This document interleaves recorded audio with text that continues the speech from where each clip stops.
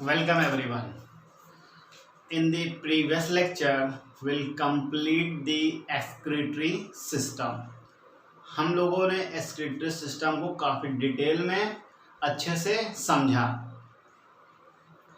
और उसमें जो इम्पोर्टेंट चीज़ें थी उसको बहुत अच्छे से डिस्कस किया।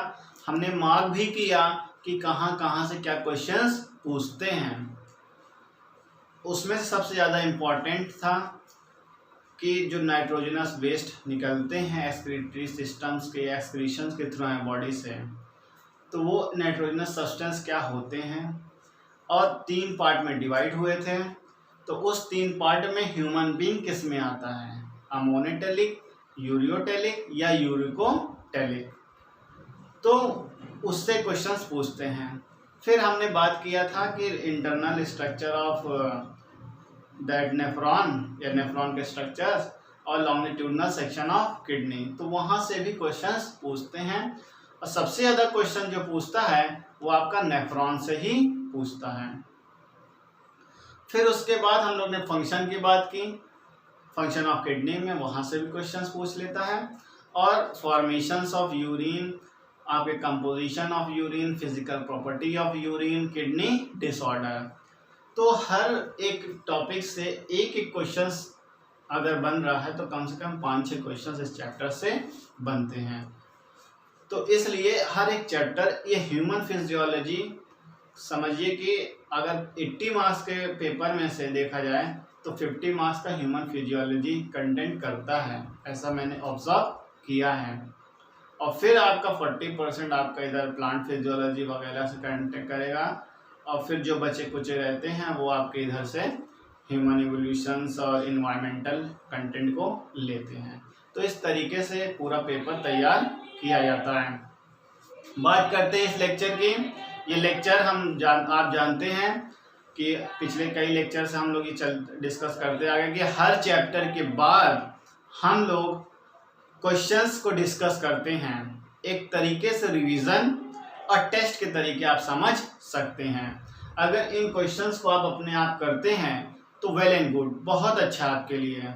नहीं करते हैं फिर भी आप अगर बुक से हेल्प लेते हैं, क्वेश्चन सॉल्व करते हैं या लेक्चर्स में सारे आंसर मिलेंगे, आप अगर क्वेश्चंस पढ़ने के बाद लेक्चर सुनेंगे अच्छे से तो आपको हर आंसर का जवाब उस 2-3 लेक्चर की जो वीडियो होती है उसमें सारे आंसर मिल जाएंगे।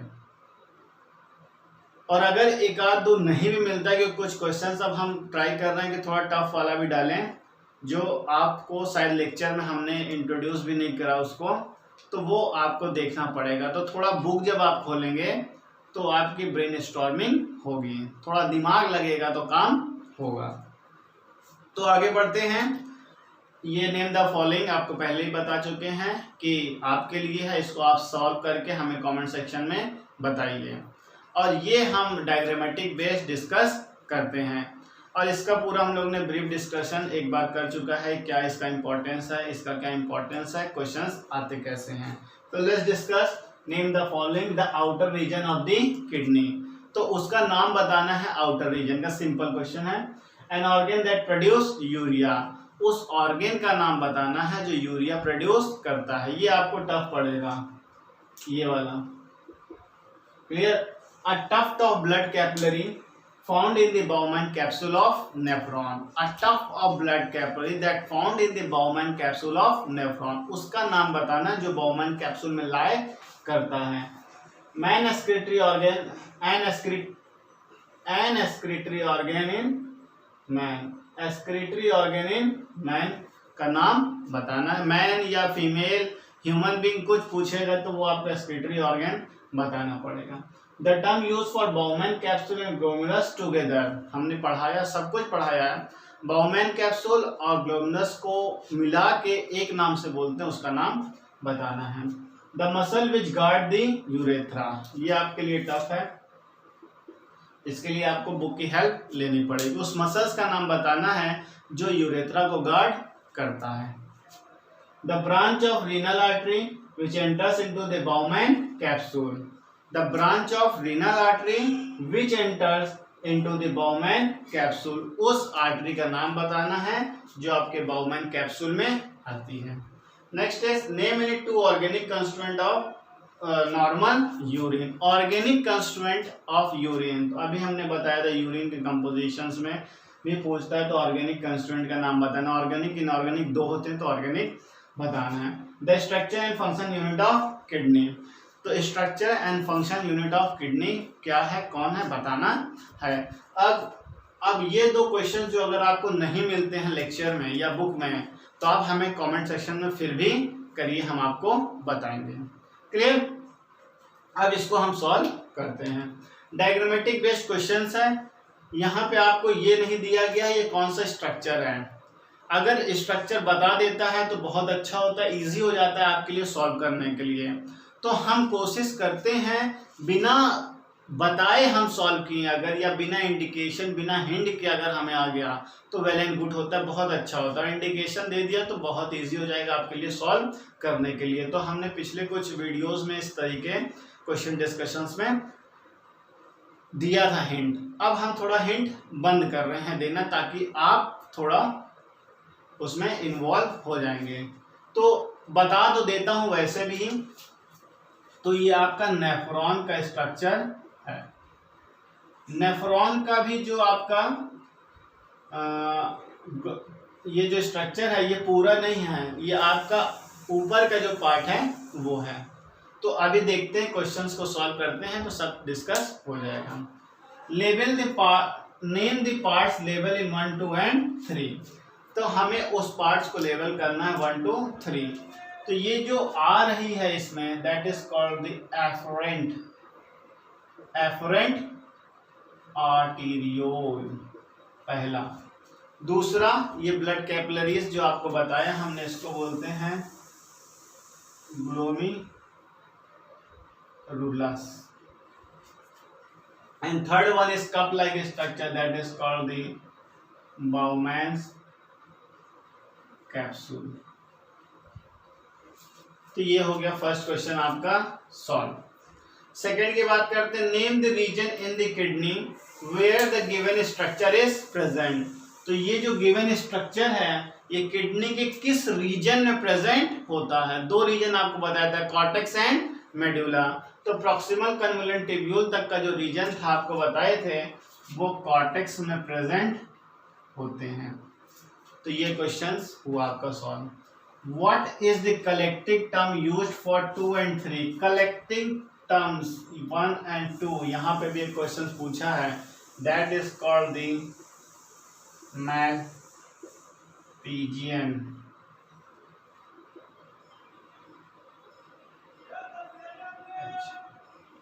Malpighian tubule, HIAM, Malpighian tubule कहते हैं। तो कितने सिंपल तरीके से सॉल्व हो रहा है ये आप समझ आए, लेकिन तब जब आप इसकी स्टडी करेंगे, वीडियो को आप बार बार देखेंगे तो वो आपके माइंड में एकदम सेटअप हो जाएगा। आपके ब्रेन में स्कीमा होता है, मतलब पॉकेट्स ऑफ इंफॉर्मेशंस को जो कलेक्ट करके रखता है उसको स्कीमा कहते हैं। अब वो चीज़ तभी वो स्टोर होगी जब आप उससे जो है कि परिचित रहेंगे, आप इंट्रोड्यूस रहेंगे, तभी आप समझ जाते। जैसे छोटे बच्चे होते हैं पेन्स वगैरह को पहचानते हैं तो वो उसको बार बार उठाते हैं, उससे वो खेलते हैं तो उनके माइंड में वो बन जाता है कि हाँ ये कुछ खेलने की चीज़ है, तो वो उसको बार बार करते हैं। तो जब बार बार आप भी कुछ चीज़ों को करेंगे तो आपके माइंड में सेट हो जाएगा। Clear. Next is why is the right kidney at a slightly lower level than the left। ये हमने लेक्चर में बताया था कि राइट किडनी थोड़ी सी नीचे होती है लेफ्ट से। क्लियर। तो उसका रीजन बताया था बिकॉज राइट किडनी के ऊपर लीवर होता है, तो लीवर ऑक्यूपाई है स्पेस, यहाँ पे लीवर ऑक्यूपाई अ स्पेस, तो उसकी वजह से वो उसको पुश कर देता है थोड़ा, तो नीचे हो जाता है। तो ये हुआ। तो देखिए इससे रिलेटेड नहीं था लेकिन किडनी से रिलेटेड था, तो क्वेश्चंस पूछ सकता है, बाहर से भी पूछेगा, फंक्शन रोल वगैरह भी पूछता है, तो आपको तैयार रहना है। Explain the term homeostasis. अब बताइए, इससे तो है नहीं, होम्योस्टैटिस पूछा है। What is the role of the kidney in this. तो होम्योस्टैटिस क्या होता है? Homeostasis is maintaining the balance of the fluid in our body internal related in respect to the outside means environment से जो है coordinate करता है, उस हिसाब से हमारे बॉडी को जो है कि बॉडी का फ्लूइड मेंटेन होता है। That is called the homeostasis. Body के फ्लूइड को बैलेंस करती है, that is called the homeostasis. What is the role of kidney in this? अब किडनी का क्या रोल है? तो किडनी का भी रोल उसी होम्योस्टैटिस में आपको लेक्चर में बताए थे कि 3 रोल था वहाँ पे, पीएच को मेंटेन करना, वाटर को मेंटेन करना और मिनरल्स आयंस को मेंटेन करना। तो बिकॉज ऑफ दिस होम्योस्टैटिस, तो होम्योस्टैटिस का जो रोल हो रहा है वो किडनी के ही वजह से हो रहा है। तो ये आप इसको करिए। ये है आपका एक ब्रीफ टेस्ट या डिस्कशन कहिए, और जो भी कहिए इसको आप अपने टर्म्स में जो भी समझ सकते हैं। हमारे तरफ से तो एक रिवीजन और टेस्ट के रूप में हम इसको देखते हैं। अब ये काम आपका है जो इस वीडियो को देख रहे हैं, ये अपने फ्रेंड सर्किल में सर्कुलेट करिए, ज़्यादा से ज़्यादा तक ये इस वीडियो को आप शेयर करिए। Thank you.